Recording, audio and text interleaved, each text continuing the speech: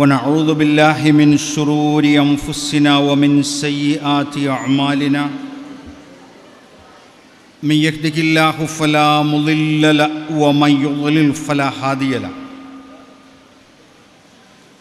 ونشهد أن لا إله إلا الله ونشهد أن محمدا عبده ورسوله أرسله بالهدى ودين الحق ليظهره على الدين كله ولو كره المشركون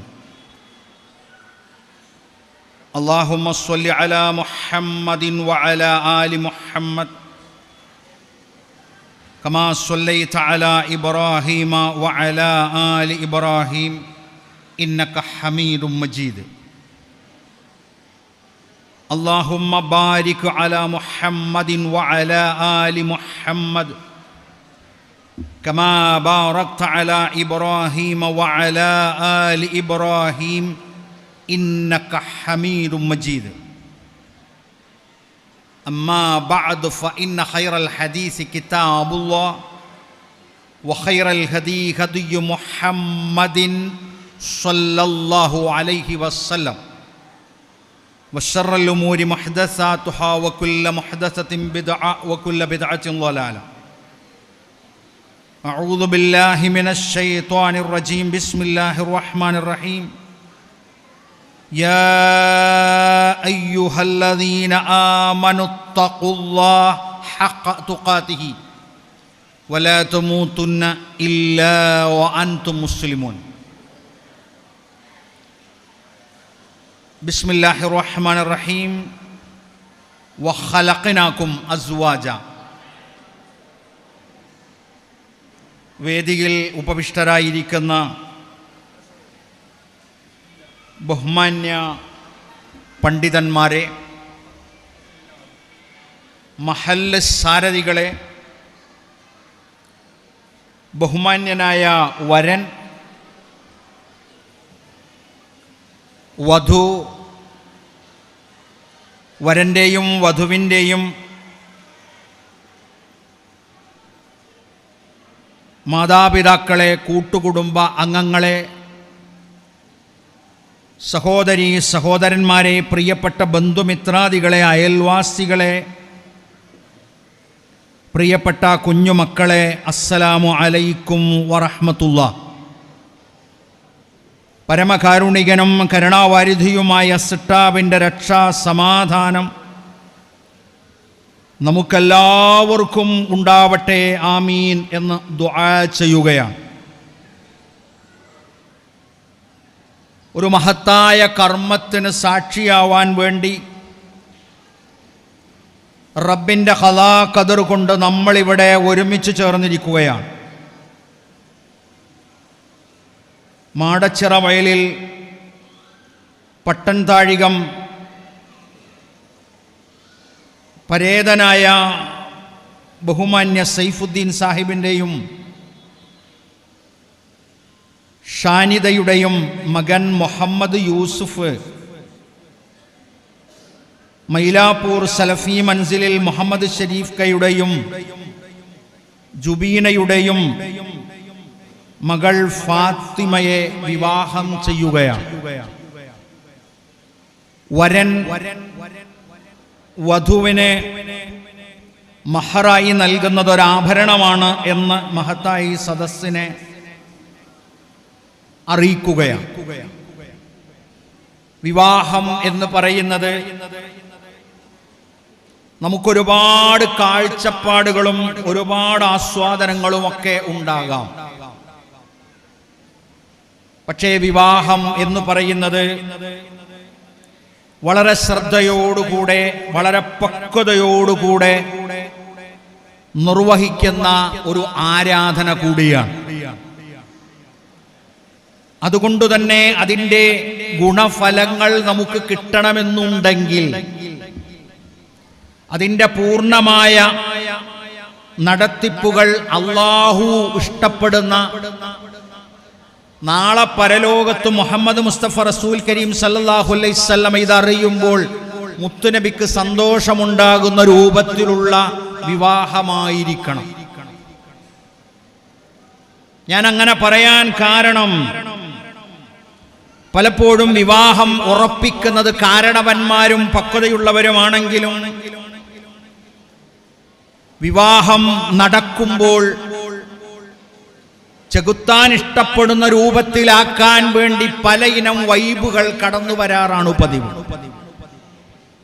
ഞാനൊരു മുന്നറിയിപ്പ് എന്നോണം എന്നോട് പറയട്ടെ, പരമാവധി വൈബ് തീർക്കാൻ വേണ്ടി നടത്തിയ പല വിവാഹങ്ങളും വിവാഹശേഷം മുന്നോട്ടു പോകാനായിട്ടില്ല.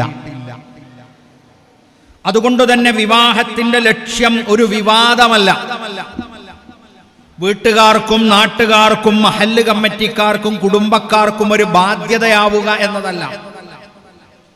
മറിച്ച് സാധ്യമായ എല്ലാ കാര്യങ്ങളും ചെയ്ത് റബ്ബിൽ തവക്കുലാക്കി റബ്ബിനെ ഏൽപ്പിച്ച് റബ്ബ് പറഞ്ഞത് കേട്ട് നമ്മൾ മുന്നോട്ട് പോകുമ്പോൾ അതിൽ നിന്നും ഉണ്ടായ സന്തതികളാണ് ഈ ഇരിക്കുന്നവരൊക്കെ. നമ്മളുടെ മാതാപിതാക്കളൊക്കെ വിവാഹം കഴിക്കുന്ന സമയത്ത് വ്യത്യസ്ത ഇനം ഭക്ഷണങ്ങളോ വലിയ വലിയ ഓഡിറ്റോറിയങ്ങളോ വലിയ വലിയ മാമാങ്കങ്ങളോ അല്ല ഉണ്ടായിരുന്നത്. എല്ലാം ഒരു അടക്കവും ഒതുക്കവും ഉണ്ടായിരുന്നുവെന്ന്. അതുകൊണ്ട് തന്നെ അനുഗ്രഹീതമായ ബർക്കത്തുള്ള ഒരു ജീവിതം അവർക്ക് ലഭിക്കുകയും അവരുടെ പരമ്പരയായി നമ്മളൊക്കെ ഉണ്ടാവുകയും ഇന്ന് ഇവിടെ വിവാഹിതരാകുന്ന ആണിന്റെയും പെണ്ണിന്റെയും പേര് തന്നെ നമ്മൾ വായിച്ചു നോക്കൂ. മുഹമ്മദ് യൂസുഫ് എന്നാണ് വരന്റെ പേര്. മുഹമ്മദ് എന്ന മുഹമ്മദ് മുസ്തഫ റസൂൽ കരീം സല്ലല്ലാഹു അലൈഹി വസല്ലമയുടെ പേരാണ് ആദ്യം നമ്മുടെ നാട്ടിൽ ഒരു ആൺകുട്ടി ജനിക്കുമ്പോൾ പെട്ടെന്ന് വല്യുപ്പ വിളിക്കുക. ആ വിളിപ്പേര് നിലനിർത്തിക്കൊണ്ട് പിന്നീട് വന്ന പേര് യൂസുഫ് നബി അലൈഹി സ്വലാത്തു വസ്സലാമിൻ്റെതാണ്.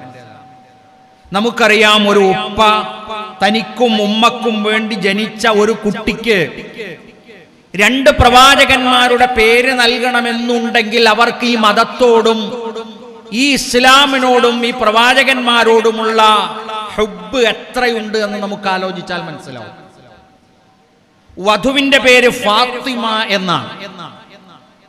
മുത്ത റസൂലുള്ളാഹി സ്വല്ലല്ലാഹു അലൈഹി വസല്ലമയുടെ പുണ്യമാക്കപ്പെട്ട ആ കുഞ്ഞിന്റെ പേരാണ് ഉപ്പ മകൾക്ക് ഇട്ടിട്ടുള്ളത്. ഇത്രത്തോളം കുഫുവത്ത പേരുകൊണ്ടും ആശയം കൊണ്ടും ഇസ്ലാം കൊണ്ടുമൊക്കെ ഒരുമിച്ച ഒരു കല്യാണമാണ് എന്നതുകൊണ്ട് നമുക്കിവിടെ സന്തോഷിക്കാം. നോക്കൂ നിങ്ങൾ, ഞാൻ പറയുന്നത് സുദീർഘമായ ഭാഷണമല്ല. പക്ഷേ ഞാൻ ഒരു സ്ഥലത്ത് ചെന്നപ്പോ നിക്കാഹ് ഖുത്ബക്ക് എഴുന്നേറ്റപ്പോൾ ഒരു ഉപ്പ പറഞ്ഞു, മൗലവി 1/2 മണിക്കൂർ നിങ്ങൾ പ്രസംഗിക്കണമെന്ന്. ഇവിടെ അല്ല കേട്ടോ. ഞാൻ ചോദിച്ചു, ആദ്യമായിട്ടാണ് ഇങ്ങനെ ഒരാൾ പറയുന്നത്. അപ്പൊ ഞാൻ ഇതൊക്കെ കഴിഞ്ഞിട്ട് ചോദിച്ചു, ഉപ്പ നിങ്ങൾ എന്തേ അങ്ങനെ പറയാൻ? ഇപ്പൊ 5 മിനിറ്റ് കൊണ്ട് ഖുത്ബ അവസാനിപ്പിച്ചാൽ പിന്നീട് ഇവര് തമ്മിൽ പ്രശ്നമുണ്ടാകുമ്പോ കൗൺസിലിങ്ങിന് 5000 രൂപ ഫീസ് കൊടുക്കണം. അതിലേറെ നല്ലത് 1/2 മണിക്കൂർ കൂടി ദീനിന്റെ കാര്യങ്ങൾ അവരെ ബോധ്യപ്പെടുത്തിയാൽ അത് ഉൾക്കൊള്ളാനേ ഉള്ളൂ കൗൺസിലിംഗ് എന്ന് പറയുന്നത്. അപ്പൊ ദാമ്പത്തിക ജീവിതം എന്ന് പറയുന്നത്, ദാമ്പത്യ ലക്ഷ്യം എന്നത് നമുക്ക് ഒരുമിച്ച് ജീവിക്കുക എന്നാണ്. വരനോടും വധുവിനോടും മാത്രല്ല, നമ്മളോടെല്ലാരോടും ഉള്ളതാണ്. അപ്പൊ ദാമ്പത്തിക ജീവിതം എന്നത് മഹാനായ മുസ്തഫ സല്ലല്ലാഹു അലൈഹി വസല്ലമ നമുക്ക് കാണിച്ചു തന്നത് സമ്പൽ സമൃദ്ധിയുടെയും സമാധാനത്തിന്റെയുമാണ്. അതിന്റെ അടിസ്ഥാനം എന്താണ്? നമ്മൾ ഈ ലോകത്ത് ജീവിക്കുന്നു. നമ്മുടെ കുടുംബത്തിൽ പലരും കഴിഞ്ഞ വർഷം പല കല്യാണത്തിനും ഉണ്ടായവർ ഈ വർഷം നമ്മുടെ കല്യാണത്തിനില്ല. അവർ ഖബർസ്ഥാനിൽ വിശ്രമം കൊള്ളുകയാണ്. അവർ വഫാത്തായി പോയതാണ്. അല്ലാഹു ഈ കുടുംബത്തിലും വഫാത്തായവർക്ക് അല്ലാഹു സ്വർഗ്ഗപൂങ്കാവനം സമ്മാനമായി പ്രദാനം ചെയ്യുമാറാകട്ടെ. ആമീൻ എന്ന് ദുആ ചെയ്യുകയാണ്. ഒരുപാട് ആളുകൾ രോഗികളാണ്. അല്ലാഹു അവരുടെ രോഗം ശിഫയാക്കി കൊടുക്കുമാറാകട്ടെ എന്ന് പ്രത്യേകം ഈ പവിത്രമായ ഈ സദസ്സിൽ അവർക്ക് വേണ്ടി ദുആ ചെയ്യുകയാണ്. അപ്പോൾ നമ്മുടെ ജീവിതത്തോടൊപ്പം നമ്മൾ ഈ സ്വർഗ്ഗ ജീവിതം എന്നല്ല കാണേണ്ടത്. ഇതൊരു ദുനിയവിയായ ജീവിതമാണ്. വായിച്ച നോവലുകളോ വായിച്ച കഥ പോലെയോ അത്ര സുന്ദരമായ ഒരു ദാമ്പത്തിക ജീവിതം എനിക്ക് നയിക്കണം എന്ന് നമ്മൾ പ്രതീക്ഷിക്കണ്ട. കയറ്റമുണ്ടെങ്കിൽ ഇറക്കമുണ്ടാകും, ഇറക്കമുണ്ടെങ്കിൽ സുഖങ്ങളുണ്ടാകും, ദുഃഖങ്ങളുണ്ടാകും, കടങ്ങളുണ്ടാകും, പ്രാരാബ്ധമുണ്ടാകും, വിഷമങ്ങളുണ്ടാകും. ഇതൊക്കെ സഹിക്കാൻ നമുക്ക് സാധിക്കണം. അങ്ങനെയുള്ള ഒരു ജീവിതം നയിക്കുമ്പോൾ സ്വാഭാവികമായും നമ്മൾ പരലോകം എന്ന ഒരു മൂർത്തമായ ലക്ഷ്യത്തിലേക്ക് നമ്മൾക്ക് എത്താൻ ഈ വിവാഹ സദസ്സും തന്നെ മതിയാവുന്നതാണ്. ഇസ്ലാം പ്രകൃതി മതമാണ് പഠിപ്പിച്ചിട്ടുള്ളത്. ആണും പെണ്ണും തമ്മിലാണ് വിവാഹം. കോളേജിൽ പഠിച്ച പെണ്ണും തമ്മിൽ ഞങ്ങൾ വിവാഹിതരാവുകയാണ്, ഞങ്ങൾ ഒരുമിച്ച് ജീവിക്കുകയാണ്, ഞങ്ങൾ ഇങ്ങനെയാണ് കഴിഞ്ഞുകൂടുന്നത്, വാപ്പ അമ്മ ആരും മഹല്ല് കമ്മിറ്റി ആരും എതിർത്താലും വേണ്ടില്ല എന്ന് പറഞ്ഞ് തോന്നിവാസ ജീവിതത്തിനുള്ളതല്ല വിവാഹ ജീവിതം എന്ന് പറയുന്നത്. ആണും കോളേജിൽ പഠിച്ച് ഞങ്ങൾ ഒരുമിച്ച് ജീവിക്കുകയാണ്, ലിവിംഗ് ടുഗദറാണ് എന്ന് പറയുന്നതും അല്ല വിവാഹ ജീവിതം എന്ന് പറയുന്നത്. എവിടെയെങ്കിലും കാണുകയും എവിടെയെങ്കിലും ഒരുമിക്കുകയും ചെയ്ത് കുടുംബത്തെയും കുടുംബക്കാരെയും ഒഴിവാക്കി എവിടെയെങ്കിലും ലോഡ്ജിൽ പോയി ലിവിംഗ് ടുഗദറാണ് ഞങ്ങൾ എന്ന് പറയുന്നതുമല്ല ദാമ്പത്യ ജീവിതം. ബിസ്മില്ലാഹിർ റഹ്മാനിർ റഹീം, അല്ലാഹുവിന്റെ നാമത്തിൽ ഞാൻ ഏൽപ്പിച്ചു എന്നാണ്. നമ്മുടെ വിവാഹം ആണും പെണ്ണും തമ്മിലല്ല നടക്കുന്നത്. ആണും പെണ്ണും ആണ് പറയാണ് ഞാൻ നിന്നെ കെട്ടി, എന്നാൽ നീ എന്നെ കെട്ടിക്കോ, അങ്ങനെയല്ല. പുതുമാരനും ഉപ്പയും തമ്മിലുള്ള കരാറാണ്. വധു ഇവിടെ ഈ സദസ്സിലുണ്ട്, അവളുടെ കൈ പിടിച്ചുകൊണ്ട് ഞാൻ നിന്നെ കെട്ടിയിരിക്കുന്നല്ല. ഇവിടൊരു കുടുംബനാഥനുണ്ട്. അതാരാണ്? ഇത് വാപ്പയാണ്. ആ കുടുംബത്തിന്റെ ഉത്തരവാദിത്തം ആർക്കാണ്? അത് പൊന്നുമ്മക്കാണ്. ആ മഹതിയെ പ്രസവിച്ച പൊന്നുമ്മ മരണവേദനയുടെ പകുതി സഹിച്ച ആ ഉമ്മക്കും ഇവിടെ നിലയുണ്ട്. ഞാൻ കാവിൽ പങ്കെടുക്കുമ്പോ വേദിയിൽ വന്നിരുന്ന ഉപ്പ എന്നോട് 2 മിനിറ്റ് എന്ന് പറഞ്ഞു പോയി. ഞാൻ വിചാരിച്ചു ഇയാളെന്ന് ഉപ്പയാണ്. അപ്പൊ ഞാൻ പോകുന്ന കണ്ടെന്നറിയോ, സദസ്സിലിരിക്കുന്ന മകളോട് പോയിട്ട് രണ്ടാമത് ഒന്നും കൂടി അനുവാദം ചോദിക്കണം. മോളെ ഞാൻ നിന്നെ കെട്ടിച്ചു കൊടുക്കുക കേട്ടോ, മോക്ക് അനുവാദമല്ലേ? ഞാൻ വല്ലാതെ സന്തോഷിച്ചത്. കാരണം എന്തറിയോ, ഇസ്ലാം പഠിപ്പിച്ച ഒരു ഉപ്പയുടെ കയ്യിൽ നിന്നാണ് നമ്മളെ പഠിക്കുന്നത്. നോക്കൂ നിങ്ങൾ, എന്നാൽ പുതുമാരന്റെ ഉപ്പയല്ല കൈ കൊടുക്കുന്നത്, പുതുമാരനാണ്. അപ്പോൾ നമ്മൾ അറിയേണ്ട ഒരു കാര്യം, ഇവിടെ വധു ഒരു കുട്ടിത്തത്തിലാണുള്ളത്. ഒരു പെണ്ണെന്ന് പറയുന്നത് നമ്മളൊക്കെ ആദരിക്കാനും ബഹുമാനിക്കാനും വിലവെക്കാനും കുഴപ്പങ്ങളോ കുറ്റങ്ങളോ കുറവുകളോ ഉണ്ടെങ്കിൽ മേൽനോട്ടം വഹിച്ച് പരിഹരിക്കുകയും ഒക്കെ ചെയ്യേണ്ടവളാണ്. എന്നാൽ അവൾ ഒരു പൊട്ടയാണോ? അവൾ വിഡ്ഢിയാണോ? അല്ല. ഒരു വീടിന്റെ ചുമതല മുഴുവനും, അവിടെയുള്ള കുഞ്ഞുങ്ങളുടെ ചുമതല മുഴുവനും, കുടുംബത്തിന്റെ ചുമതല മുഴുവനും ഇസ്ലാം ഏൽപ്പിച്ചിട്ടുള്ളത് സഹോദരിയാണ്, പെണ്ണിനെയാണ്. എന്താ കാരണം? അത് നിങ്ങൾക്കേ കഴിയുള്ളൂ. ഗർഭപാത്രം തന്നത് നിങ്ങൾക്കാണ്. ഒരു കുഞ്ഞിനെ 9 മാസവും 14 ദിവസവും ഏറ്റാൻ കഴിയുന്ന നട്ടെല്ലിന്റെ ചങ്കൂറ്റം എന്ന് പറയുന്നത്, കരുത്തെന്ന് പറയുന്നത് അത് നിങ്ങൾക്കാണ്. ഞങ്ങൾക്കതിന് കഴിയില്ല. ഞങ്ങളൊരു കുഞ്ഞിനെ പറന്നു നിൽക്കുക, 1ാമത്തെ കരച്ചിൽ തന്നെ എടുത്ത് തോട്ടുകിടും, അല്ലെങ്കിൽ തെങ്കുഴിക്കും, അത്ര ക്ഷമയുള്ളൂ. പക്ഷേ ഒരു സ്ത്രീയുടെ ആ സ്ത്രീത്വം എന്ന് പറയുന്നത് വിനയവും സ്നേഹവും ചാലിച്ചെടുക്കുന്ന ആ മുലപ്പാലിനേക്കാൾ മധുരമുള്ളതും അതിനേക്കാൾ ചൂടുള്ളതുമായ സ്നേഹവും ഒക്കെ കൊടുക്കാൻ കഴിയുന്ന ഒരു സ്ത്രീയായാണ് ഇസ്ലാം പരിഗണിക്കുന്നത്. അതുകൊണ്ട് തന്നെ പരിശുദ്ധ ഖുർആൻ റസൂലുള്ളാഹി സ്വല്ലല്ലാഹു അലൈഹി വസല്ലം പറഞ്ഞു, നിങ്ങൾക്ക്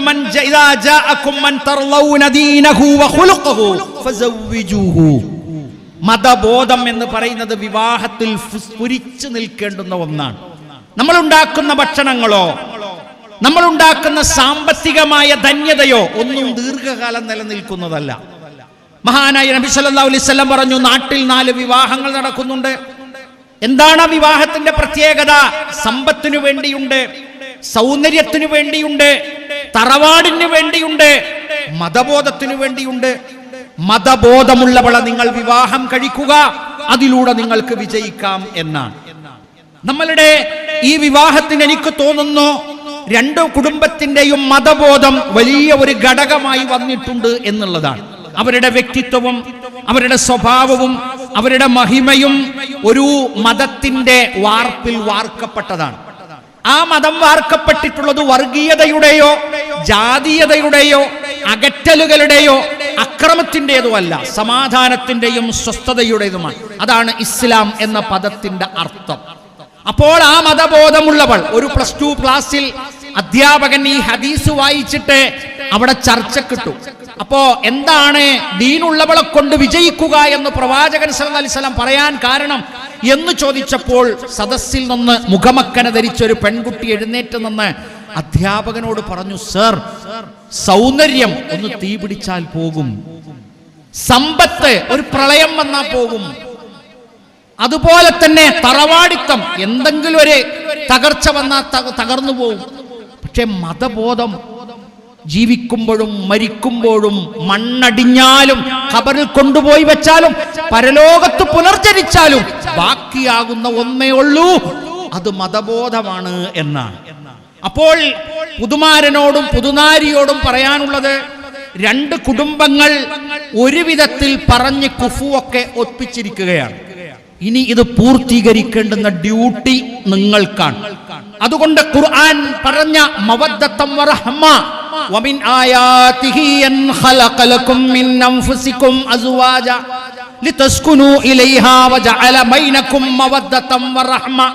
പടച്ച റബ്ബിനെ മനസ്സിലാക്കാനുള്ള കുറിമാനമാണ് ആണായും പെണ്ണായും മനുഷ്യനെ റബ്ബ് പടച്ചു എന്നത്.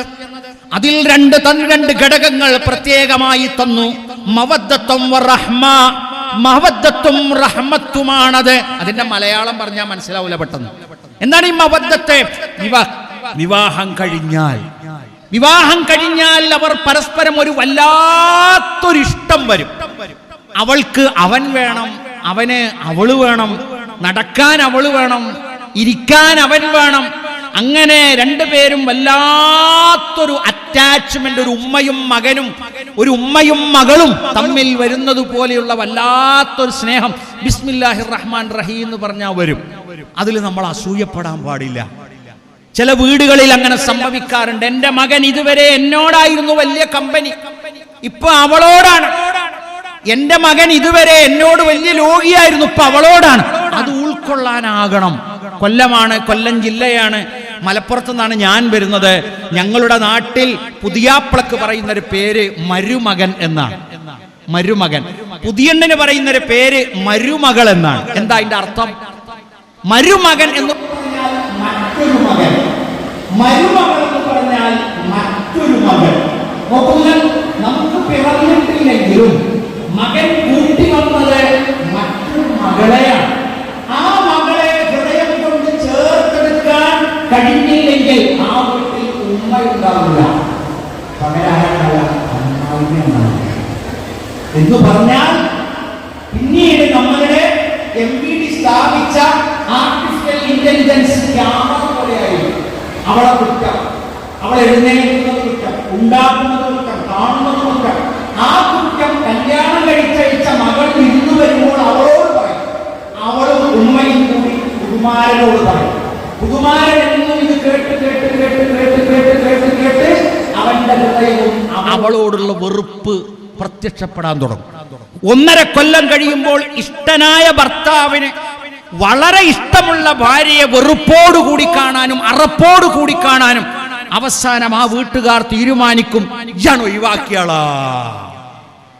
ഒരു കല്യാണമൊക്കെ നടക്കാൻ എത്രത്തോളം വരനെ വധുവിനെ തെരഞ്ഞ് തെരഞ്ഞ് തെരഞ്ഞ് തെരഞ്ഞ് തെരഞ്ഞ് അവസാനം ഒരു ഓഡിറ്റോറിയം ബുക്ക് ചെയ്ത് കല്യാണം കഴിച്ചിട്ട് നമ്മളെല്ലാരും കൂടി അത് കൊളമാക്കാൻ നടക്കുന്നവരല്ല, നമ്മൾ കുടുംബ ബന്ധുക്കളാണ്. അവർക്ക് വേണ്ടി ദുആ ചെയ്യേണ്ടവരാണ്. പ്രിയപ്പെട്ട പുതുനാരിയോട് പറയാനുള്ളത്, ഇന്ന് വിവാഹിതരാകുമ്പോൾ നിന്റെ ഭർത്താവ് നിനക്ക് വിലപ്പെട്ടവനാവുകയാണ്. അദ്ദേഹത്തിന്റെ ആവശ്യങ്ങൾ നിർവഹിക്കുവാനും അദ്ദേഹത്തിന്റെ ആഗ്രഹങ്ങൾ പൂർത്തീകരിച്ചു കൊടുക്കുവാനും ഏറ്റവും പ്രധാനമായ സമയം അവൾ വിനിയോഗിച്ചേ പറ്റൂ. കൂട്ടുകാരുണ്ടാകാം, വാട്സപ്പ് ഉണ്ടാകാം, ഫേസ്ബുക്ക് ഉണ്ടാകാം, ലൈവ് ഉണ്ടാവും, അതിലുള്ള കമന്റ് ഉണ്ടാവും, റീൽ ഉണ്ടാവും, റിയൽ ഉണ്ടാവും. അതായിട്ടൊന്നും നമ്മൾ അങ്ങനെ കൂടുതൽ ഇടപെട്ടവരൊന്നും അതിൽ തന്നെ ചാവുകയാണ് ചെയ്യുന്നത്. അങ്ങനെ തന്നെയാ പറയണേ. മൊബൈലുമായി ജീവിതത്തെ ഇഴുകിച്ചേർത്ത് വെച്ചവർ അവസാനം അതിൽ പറയും, എനിക്കൊന്നും പിടികിട്ടുന്നില്ല, ഞാൻ മരിക്കുകയാണ് എന്ന്. അങ്ങനെ ലൈവായി മരിച്ചത്ര ആത്മഹത്യകൾ നമ്മൾ കേരളത്തിൽ കണ്ടിട്ടുണ്ട്. ഖുർആൻ തുറക്കുക, മഹാനായ റസൂലുള്ളാഹി സ്വല്ലല്ലാഹു അലൈഹി വസല്ലമയുടെ സദുപദേശങ്ങൾ കേൾക്കുക, ഉപദേശം വായിക്കുക. അതിലൊരിക്കലും നിങ്ങൾ ഖുർആൻ തുറന്നു വെച്ചിട്ട് ഞാൻ എന്ത് ചെയ്യണമെന്ന് എനിക്കറിയില്ല, ഞാൻ മരിക്കുകയാണ് എന്ന് ഒരാളും പറയേണ്ടി വരില്ല.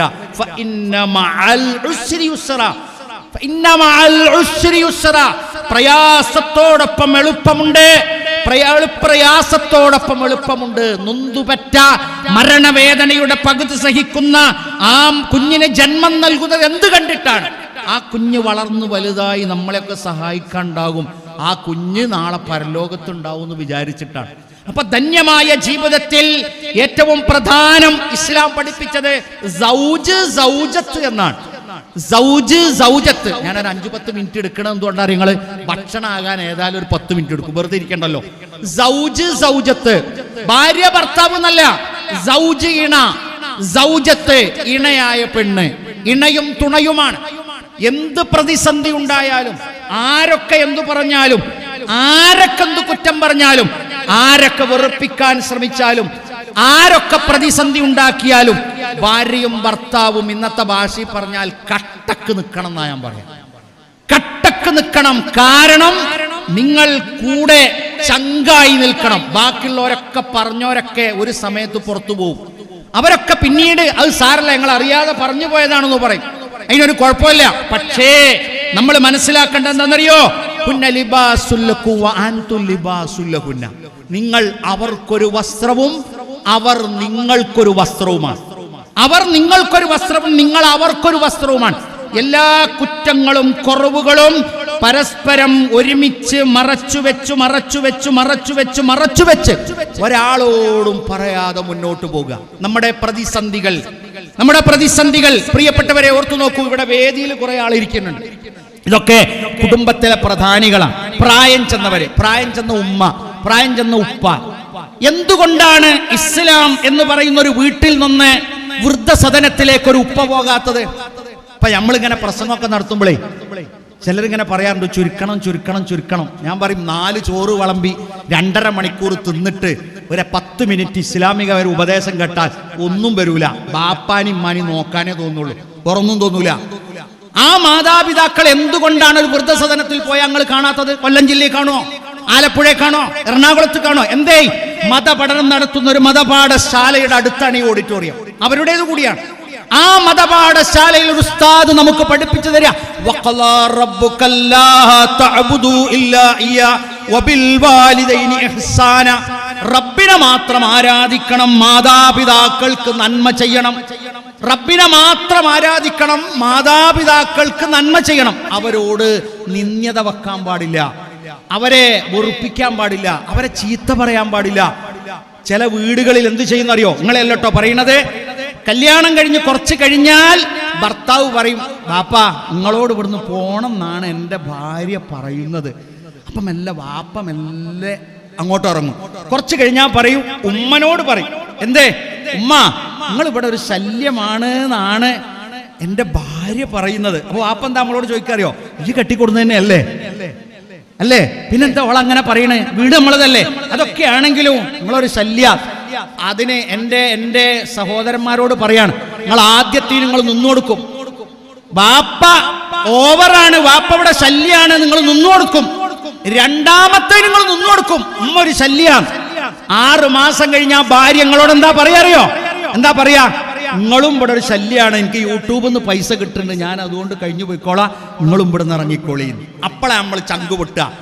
അതുകൊണ്ട് മാതാപിതാക്കൾ ഒഴിവാക്കപ്പെടരുത്. നമ്മളുടെ സങ്കടങ്ങളും നമ്മുടെ വിഷമങ്ങളും പ്രയാസങ്ങളും 2 കരമുയർത്തി, 2 കൈയും ഉയർത്തി ഞാൻ റബ്ബിനോട് തേടുന്നു. ഞാൻ മുഹമ്മദ് നബി സല്ലല്ലാഹു അലൈഹി വസല്ലമയോട് ചോദിച്ചേ, റസൂലുള്ളാഹ് ഞങ്ങൾക്ക് അള്ളാഹിനോടുള്ള ബാധ്യത എന്താ? അള്ള തന്നതാ തിന്നണത്, അള്ള തന്നതാണ് ശ്വസിക്കണത്, അള്ള തന്നതാണ് കുടിക്കണത്. ഞങ്ങൾക്ക് അള്ളാഹിനോടുള്ള ബാധ്യത എന്താ? ഞങ്ങൾ അള്ളാഹിനെ മാത്രം ആരാധിച്ച് റബ്ബേ റബ്ബേ യാ ഇലാഹി യാ ഗഫൂർ യാ വദൂദ് അത് മാത്രം തേടിക്കൊണ്ട് ജീവിക്കുക. അപ്പോൾ ഞങ്ങൾക്ക് അള്ളാഹ്ക്ക് ഞങ്ങളോടൊരു ബാധ്യത ഉണ്ടാവില്ലേ? അതെന്തായിരിക്കും? നിങ്ങളെ അള്ള നരകത്തിൽ വിടൂലാന്ന്. ഈ ഇരിക്കുന്ന ഞങ്ങളോടും ഈ വേദിയിൽ ഇരിക്കുന്ന എല്ലാവരോടും പറയാണ്, നമുക്ക് അള്ളാഹുവിനോടുള്ള ബാധ്യത നിർവഹിച്ച് ജീവിക്കുക. മാതാപിതാക്കൾ നിന്ദിക്കപ്പെടാതിരിക്കുക. അവസാനം എൻ്റെ സഹോദരിമാരോട് ഒറ്റ കാര്യം കൂടി പറയാം. ഈ കുഞ്ഞുമക്കൾ കണ്ടില്ല എങ്ങനെ ഓടി നടക്കണം? ഈ കുഞ്ഞുമക്കൾ നമുക്ക് വലിയൊരു സമ്പത്താണ്. ഈ കുഞ്ഞുമക്കളെ നല്ല രൂപത്തിൽ വളർത്തുക. നല്ല രൂപത്തിൽ വളർത്തുക. അതിന് വളർത്താൻ നമുക്ക് എന്തു വേണം? നമുക്ക് നല്ല കാര്യങ്ങൾക്ക്. ഇപ്പോൾ ഗൾഫിൽ നിന്നൊക്കെയുള്ള മെസ്സേജ് കണ്ടില്ലേ നിങ്ങൾ? എന്താ മെസ്സേജ്? ചെലവ് ചുരുക്കി ജീവിക്കുക, മിസൈലുകൾ വീണുകൊണ്ടിരിക്കുകയാണെന്നാണ്. ചെലവ് ചുരുക്കി ജീവിക്കുക, മിസൈലുകൾ വീണുകൊണ്ടിരിക്കുകയാണെന്നാണ്. ഈ വിവാഹം നോക്കൂ നിങ്ങൾ, 2 കുടുംബങ്ങൾ കൂടി അവരാലോചിച്ചു, തീരുമാനിച്ചു, ഇവിടെ വന്നു. ചില വിവാഹങ്ങൾ ഇതുകൊണ്ടൊന്നും നിൽക്കൂല. ഒരു കാണാൻ അങ്ങോട്ടൊരു പോകല്, ഒരു കാണാൻ ഇങ്ങോട്ടൊരു വരല്, പിന്നെ ഒരു ബസ് അങ്ങോട്ട് പോകല്, പിന്നെ 25 കാർ ഇങ്ങോട്ട് വരല്, പിന്നെ മാർത്താണ്ഡവർമ്മന്റെ വലിയൊരു ഉള്ളിക്കൊട്ട, ആ കൊട്ടയിൽ 80,000 മിഠായി, എന്നിട്ട് മിഠായി കൊടുക്കാൻ പോയല്, പിന്നെ അത് വരല്, പിന്നെ പള്ള കാണാൻ വരല്, പിന്നെ തൊള്ള കാണാൻ വരല്. മനുഷ്യന്മാർക്ക് അവസാനം വീട്ടിലെ വാപ്പ പറയും, പടച്ച റബ്ബേ പെണ്ണിട്ടി കണ്ടില്ലായിരുന്നു. ഈ മാമൂലുകളൊക്കെ കൊണ്ടുവരലാരാ? ഈ അനാചാരങ്ങളും അന്ധവിശ്വാസങ്ങളും കൊണ്ടുവന്ന് അവസാനം വിവാഹമെന്ന ചടങ്ങിനെ ഒരു ഉപകാരത്തിലാക്കാതെ കൊണ്ടുപോകുന്നതാരാ? പ്രത്യേകിച്ച് വളരെ രഹസ്യമായിട്ട് പറയാണ്, ഇതൊക്കെ കാണുക നമ്മളെ മുസ്ലിം ഉമ്മത്തിലാണ്. കാരണം മുസ്ലിം ഉമ്മത്തിന് സമ്പത്തുണ്ട് എന്നൊരു അഹങ്കാരം തോന്നുക. അങ്ങനെ വരരുത്. അള്ളാഹു ഇരു കുടുംബത്തെയും ബർക്കത്തോടു കൂടി ജീവിക്കാൻ റബ്ബ് അനുഗ്രഹിക്കുമാറാകട്ടെ. ഒരിക്കൽ കൂടി പറയാണ്, മാടച്ചിറ വയലിൽ പട്ടൻതാഴകം ബഹുമാന്യനായ പരേതനായ സൈഫുദ്ദീൻ സാഹിബ് അള്ളാഹു സ്വർഗം നൽകി അനുഗ്രഹിക്കുമാറാകട്ടെ. ഷാനിദ ദമ്പതികളുടെ മകൻ മുഹമ്മദ് യൂസുഫ് മൈലാപ്പൂർ സലഫി മൻസിലിൽ മുഹമ്മദ് ഷരീഫ് സാഹിബിൻ്റെയും ജുബീനയുടെയും മകൾ ഫാത്തിമയെ വിവാഹം ചെയ്യുകയാണ്. വരൻ വധുവിന് മഹറായി നൽകുന്നത് ആഭരണമാണ് എന്നറിയിക്കുന്നു. ഈ നിക്കാഹിന് ശേഷം നമ്മളൊക്കെ കൂട്ടമായി ദുആ ചെയ്യുന്നൊരു ദുആയുണ്ട്, നമുക്കത് അറിയാം. എല്ലാവരും ദുആ ഇറക്കണം. ബാറക്കല്ലാഹു ലക്കുമാ വബാറക അലൈക്കുമാ വജമാ ബൈനക്കുമാ ഫീ ഖൈർ എന്ന പ്രാർത്ഥനയാണ്. അതുകൂടി ചെല്ലണം. അള്ളാഹു വിവാഹിതരാകുന്ന കുടുംബത്തിന് ഉപകാരപ്പെടുന്ന സന്താനങ്ങളെ സൗഭാഗ്യമായി നൽകുമാറാകട്ടെ. ഇരു കുടുംബത്തിലും വഫാത്തായി പോയവർ അള്ളാഹു അവർക്ക് സ്വർഗം നൽകി അനുഗ്രഹിക്കുമാറാകട്ടെ. രോഗികളായവർക്ക് അള്ളാഹു ശിഫ നൽകുമാറാകട്ടെ. അള്ളാഹു ഇരു കുടുംബത്തിനും സ്നേഹവും അതുപോലെ തന്നെ സമാധാനവും പ്രദാനം ചെയ്യുമാറാകട്ടെ. اللهم اغفر للمؤمنين والمؤمنات والمسلمين والمسلمات الأحياء والأموات إنك مجيب الدعوات يا قاضي الحاجات وآخر دعوانا أن الحمد لله رب العالمين. السلام عليكم ورحمة الله وبركاته.